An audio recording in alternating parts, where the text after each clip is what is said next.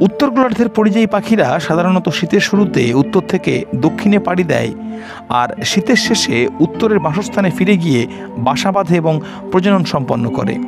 দক্ষিণ গোলার্ধে ঠিক এর উল্টোটি ঘটে। সামুদ্রিক পরিযায়ী পাখি আর্কটিক টার্ন, এদের জন্ম সুমেরুবৃত্তের কাছে।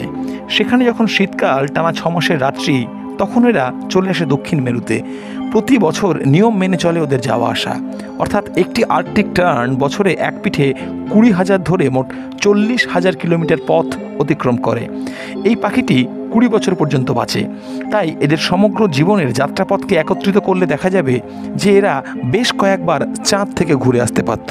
শুধুমাত্র দূরত্বই নয়, উঁচুতে ওঠার দিক থেকেও বেশ কিছু পরিযায়ী পাখি আমাদের রীতিমতন তাক লাগিয়ে দেয়, যেমন বড়িহাঁস বা বার হেডেড গুজ।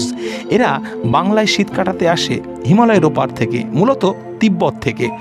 এরা